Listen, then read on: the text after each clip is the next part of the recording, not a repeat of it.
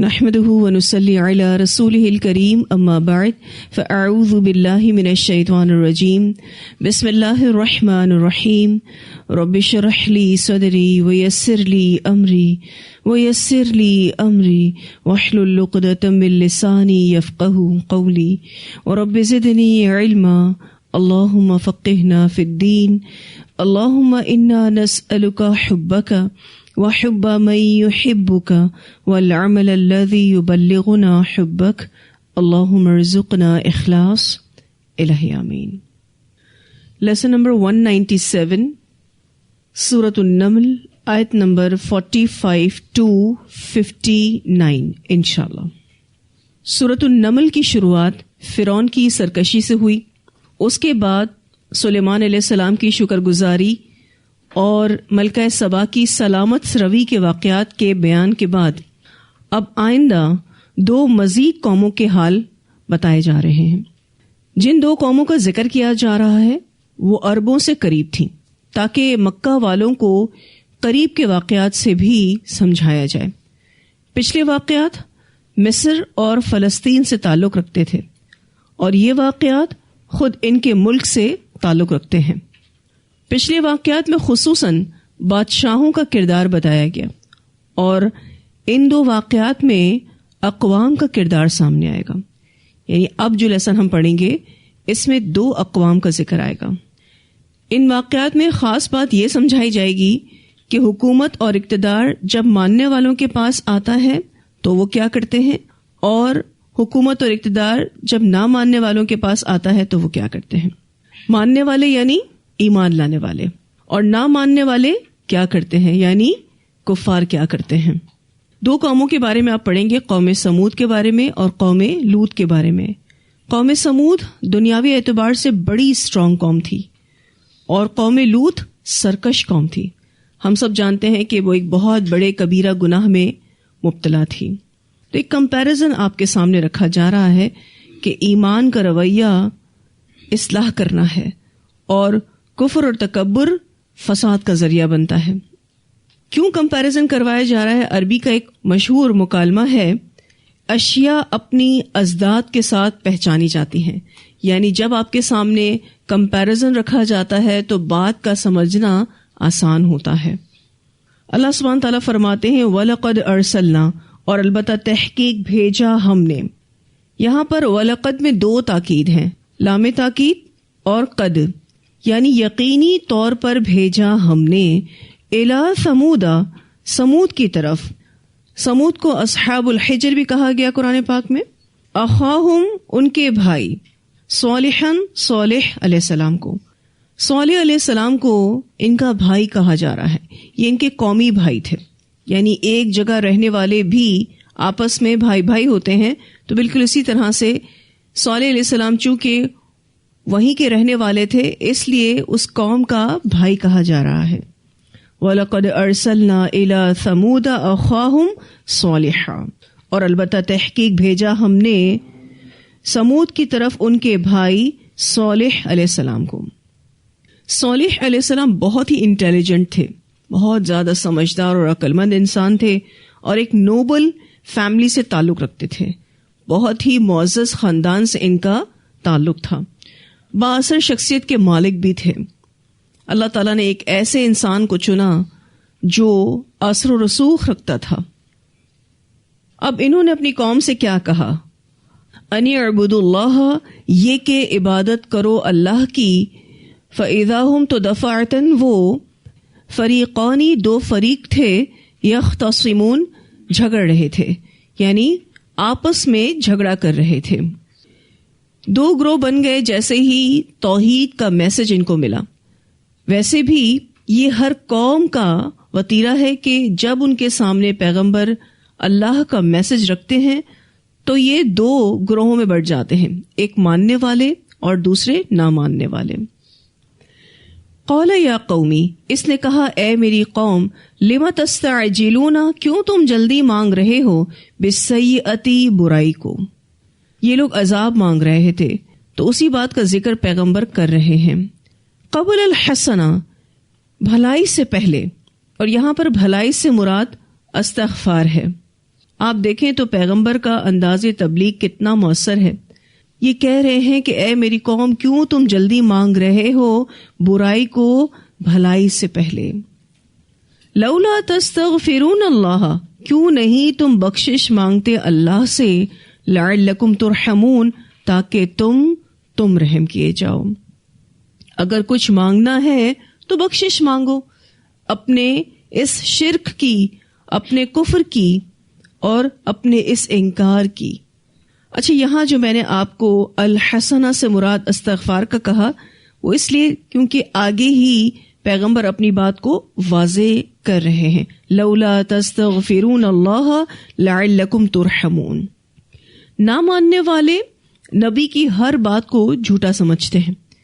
نبی انہیں بھلے کاموں کی دعوت دیتا ہے اور برے کاموں سے توبہ استغفار کرنے کی تلقین کرتا ہے، اور برے کاموں کے انجام سے بھی ڈراتا ہے، اللہ کے عذاب سے ان کو ڈراتا ہے.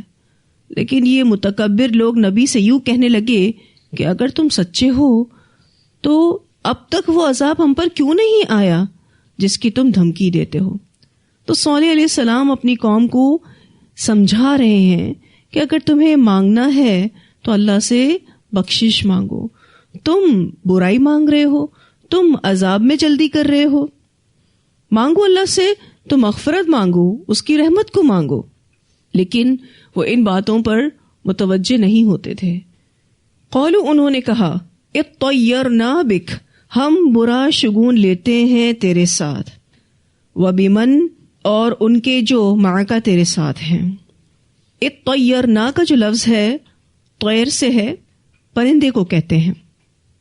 پرندہ عربوں میں شگون کا ایک سمبل تھا، اس سے وہ فال نکالتے تھے. اب قوم نے حضرت صالح علیہ السلام کے پیغام کے سامنے یہ جواب دیا کہ تمہاری وجہ سے تو ہمیں بہت ساری پرابلمز دیکھنی پڑ رہی ہیں. قولو، انہوں نے کہا، اطیرنا بک، ہم برا شگون لیتے ہیں تیرے ساتھ، اور صرف تیرے ساتھ ہی نہیں، وبمن معک، اور ان سے جو تیرے ساتھ ہیں.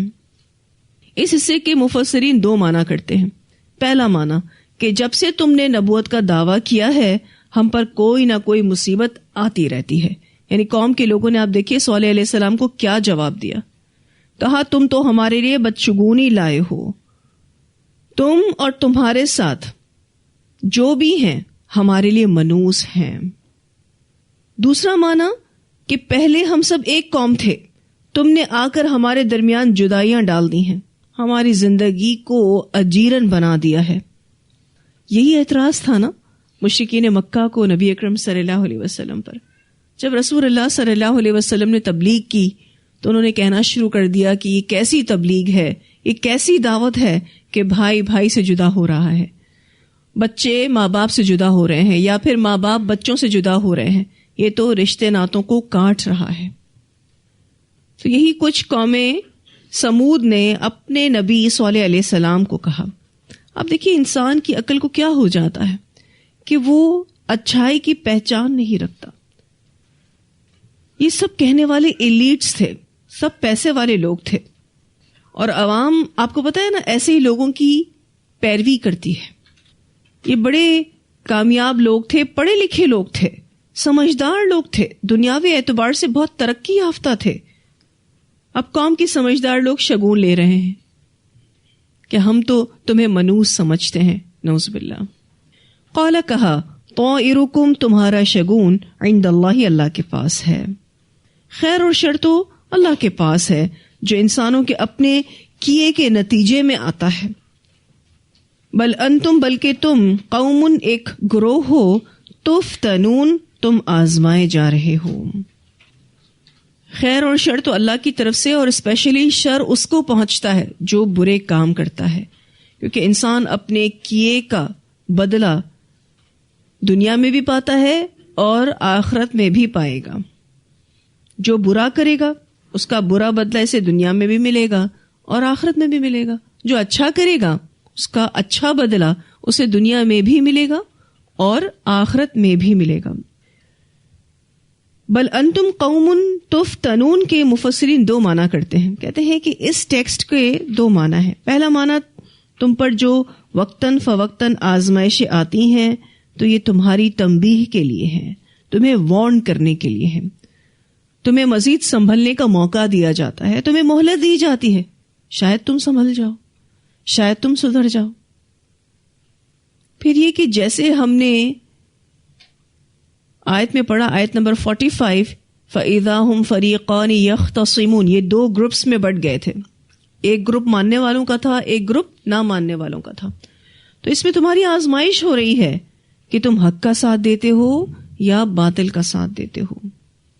یہ قوم دو گروہوں میں بٹ گئی تھی، اس اعتبار سے بھی آزمائش ہو رہی تھی۔ تفتنون کا لفظ اگر آپ دیکھیں تو فتن سے ہے۔ فتن کہتے ہیں سونے کو آگ میں خوب تپانا تاکہ اس سے کھرا کھوٹا الگ ہو جائے۔ یہ نیچرل وے آف پیوریفیکیشن ہے، جس میں آپ دیکھیں تو انسان نکھرتا ہے، نکھر کے سامنے آتا ہے، اس کی جو اصلیت ہے وہ سامنے آتی ہے جب اس کو اللہ تعالیٰ آزمائش میں مبتلا کرتا ہے۔ تو حضرت صالح علیہ السلام نے اپنی قوم کو یہ جواب دیا کہ تمہارا شگون تو اللہ کے پاس ہے، اگر تم اچھے انسان ہو تو تمہارے ساتھ اچھا ہوگا، تم برے انسان ہو تو تمہارے ساتھ برا ہوگا، بل انتم قوم تفتنون، تمہاری تو آزمائش ہو رہی ہے تاکہ تم وارن کیے جاؤ، تاکہ تمہاری چیکنگ ہو سکے آیا تم حق کا ساتھ دیتے ہو یا پھر باطل کا ساتھ دیتے ہو۔ وکانا، اور تھے، فی المدینتی، شہر میں، 9 رہطن، جتھے یا پھر گروہ، یفسدون فی الارض، وہ فساد کرتے تھے زمین میں، ولا یصلحون، اور نہ اصلاح کرتے تھے۔ یہاں جو رہطن کا لفظ ہے، معنی ایک ہی خاندان کے لوگوں کی مختصر سی جماعت جن کی تعداد 10 سے کم ہو اور ان میں عورت نہ ہو۔ دوسرا معنی جماعت کے سردار کو بھی کہتے ہیں۔ یہ لفظ عموماً برے مفہوم میں استعمال ہوتا ہے، یعنی بدمعاش اور بد کردار لوگوں کی جماعت یا پھر اس جماعت کا سردار۔ قوم سمود کی بہت نون بستی جس کا نام حجر ہے اور اسے ام القریٰ بھی کہا جاتا ہے، یہ مکہ سے شام جاتے ہوئے راستے میں پڑتی ہے۔ اس شہر میں ایسی 9 جماعتیں تھیں، یا پھر آپ کہہ سکتے ہیں کہ ایسے 9 سردار تھے جو فساد کرتے تھے اور وہ اصلاح نہیں کرتے تھے۔ ان سب کو قدار لیڈ کر رہا تھا۔ قدار نامی شخص یاد ہے آپ کو؟ قدار بن سالف، جس نے حضرت صالح علیہ السلام کی اونٹنی کی کونچیں کاٹ دی تھیں۔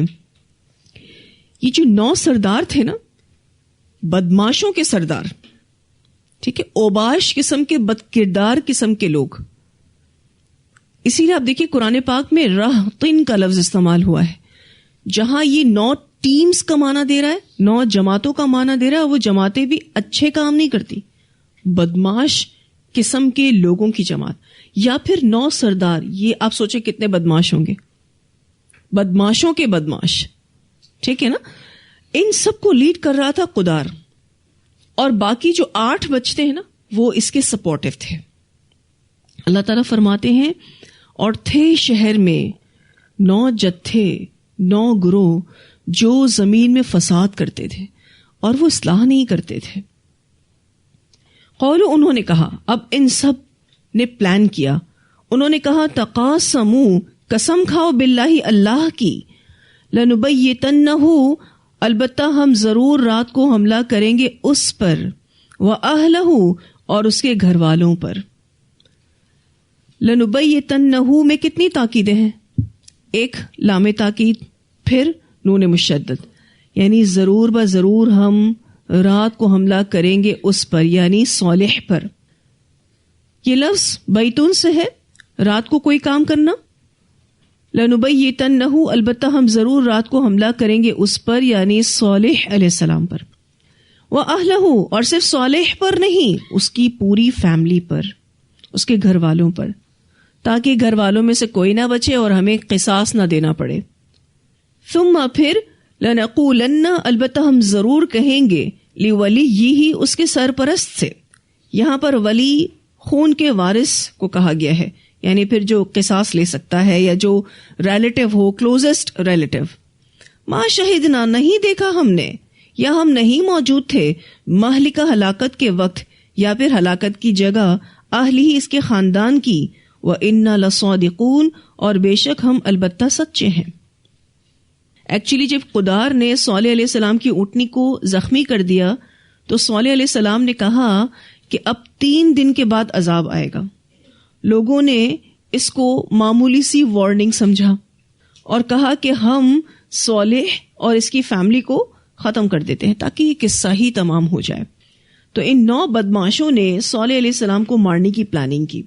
جیسی پلاننگ مشرکین مکہ نے رسول اللہ صلی اللہ علیہ وسلم کو مارنے کی تھی ہجرت سے پہلے.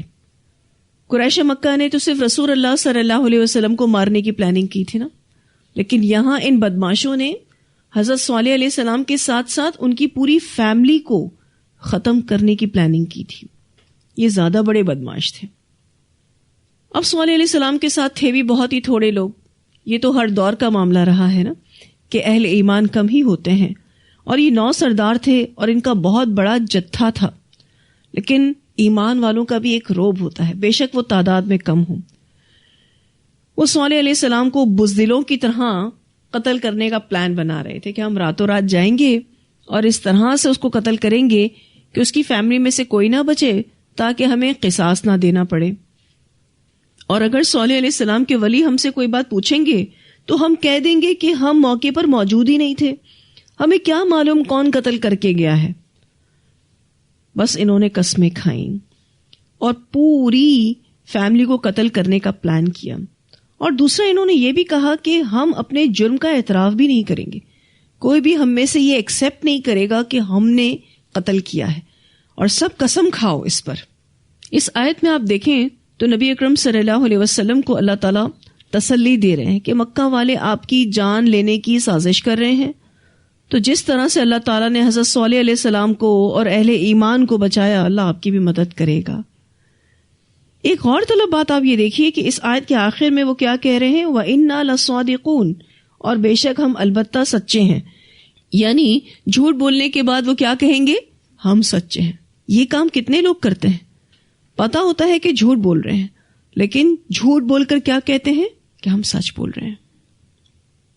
یہ ان قوموں کا طریقہ تھا جو تباہ ہوئی، پوری کی پوری برباد کر دی گئی.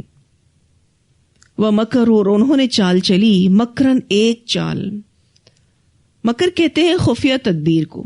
انہوں نے بڑی خفیہ تدبیر کی تھی، رات کے اندھیرے میں اس کو مار ڈالو اور پھر اتنے معصوم بن جاؤ کہ کچھ علم ہی نہیں، ہم نے تو کچھ کیا ہی نہیں.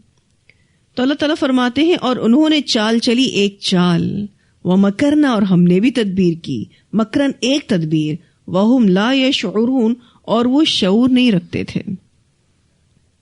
جب یہ لوگ پلاننگ کر رہے تھے وہاں اللہ تعالیٰ بھی تدبیر کر رہا تھا. اللہ تعالیٰ نے صالح علیہ السلام کو وحی بھیجی کہ آپ اپنے خاندان اور ایمان والوں کو لے کر فوراً اس بستی سے ہجرت کر جائیں. اس وحی کے بعد حضرت صالح علیہ السلام 120 لوگوں کو اپنے ساتھ لے کر فلسطین کی طرف چلے گئے. آپ علیہ السلام اور اہل ایمان کا اس بستی سے نکلنا تھا کہ اس شہر بلکہ قوم سمود کے پورے علاقے میں شدید زلزلہ آ گیا. اور یہ زلزلہ ایسا تھا کہ جس سے دل کو دہلا دینے والی آوازیں پیدا ہو رہی تھیں. بہت شدید زلزلہ تھا. اور آپ سب جانتے ہیں نا کہ یہ پہاڑوں میں گھر بنایا کرتے تھے. اللہ تعالیٰ نے ان کے تمام گھروں کو ویران کر دیا. یہ سارے گھر کھنڈرات میں بدل گئے. اللہ سبحانہ تعالیٰ فرماتے ہیں وَمَكَرُوا مَكْرًا وَمَكَرْنَا مَكْرًا وَهُمْ لَا يَشْعُرُونَ. یہ سوچ بھی نہیں سکتے تھے کہ اللہ سبحانہ تعالیٰ ان کو تباہ کر دے گا. یہ تو کچھ اور ہی پلان کر رہے تھے. یہ سمجھ رہے تھے کہ صالح کو ختم کرنا ہمارے بائیں ہاتھ کا کھیل ہے، اور صالح کو ہی نہیں، ہم تو اس کی پوری فیملی کو ختم کر سکتے ہیں. فانظر پس دیکھو، کیف کان کس طرح ہوا، عاقبت مکرہم انجام ان کی چال کا، ان کی سازش کا بدلہ ان سے لے لیا گیا.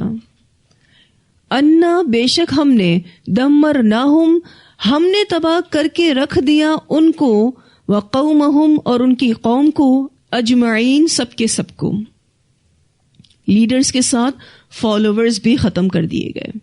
یعنی جہاں 9 سرداروں کی ہلاکت ہوئی وہاں ان 9 جتھوں کی بھی ہلاکت ہو گئی.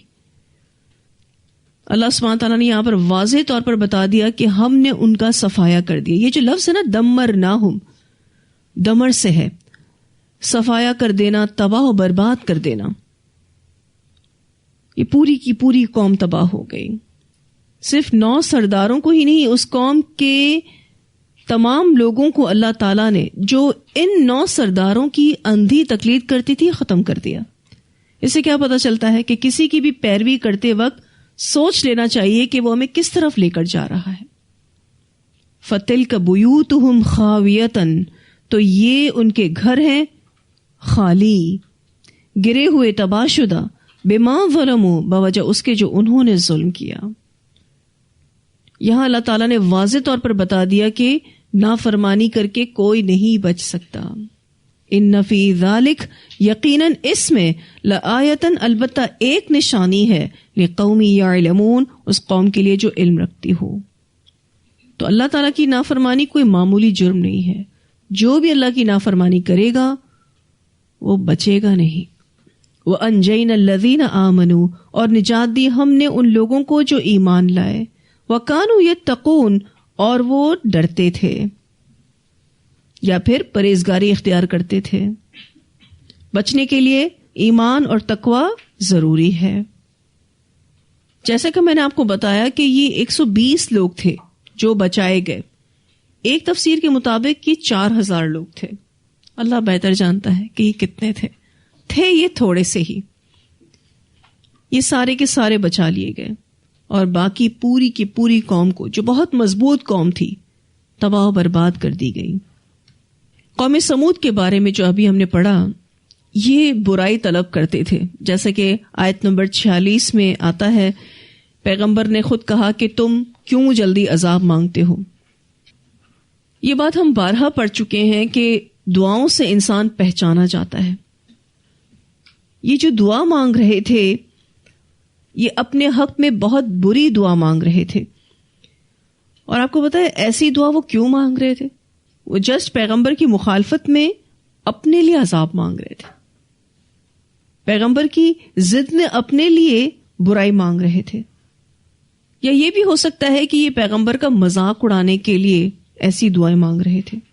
اسی لیے یہ بات ہمیں واضح طور پر قرآن میں سمجھائی جاتی ہے کہ اپنی دعاؤں کو آپ نے آخرت کے لیے زیادہ سے زیادہ وقف کرنا ہے. نو ڈاؤٹ آپ دنیا بھی مانگ سکتے ہیں لیکن آخرت زیادہ مانگنی چاہیے اور اپنے لیے کبھی بھی بد دعا نہیں کرنی چاہیے. انسان جب مایوس ہوتا ہے تو بسا اوقات اپنے لیے یا پھر اپنی اولاد کے لیے بد دعا کرنے لگتا ہے جیسا کہ اس قوم نے بھی کیا.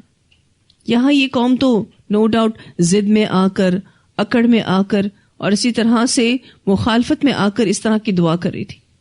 لیکن دعاؤں سے انسان پہچانا چاہتا ہے. اتنی آیات کی تلاوت سنتے ہیں پھر انشاءاللہ آگے مزید پڑھیں گے. وَلَقَدْ أَرْسَلْنَا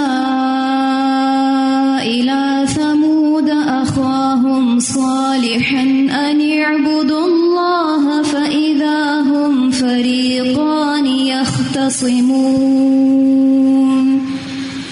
قَالَ يَا قَوْمِ لِمَ تَسْتَعْجِلُونَ بِالسَّيِّئَةِ قَبْلَ الْحَسَنَةِ لَوْلَا تَسْتَغْفِرُونَ اللَّهَ لَعَلَّكُمْ تُرْحَمُونَ قَالُوا اطَّيَّرْنَا بِكَ وَبِمَن مَّعَكَ قَالَ طَائِرُكُمْ عِندَ اللَّهِ بَلْ أَنتُمْ قَوْمٌ تُفْتَنُونَ وَكَانَ فِي الْمَدِينَةِ 9 رَهْطٍ يُفْسِدُونَ فِي الْأَرْضِ وَلَا يُصْلِحُونَ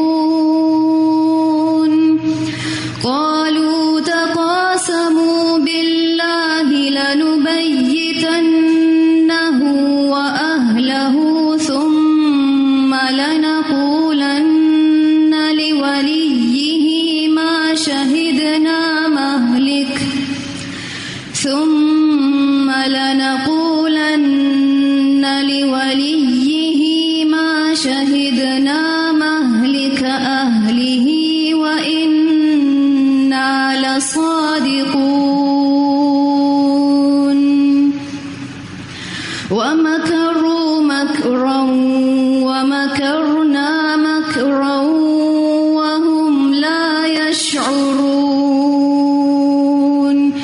فانظر كيف كان عاقبة مكرهم أنا دمرناهم وقومهم أجمعين فتلك بيوتهم خاوية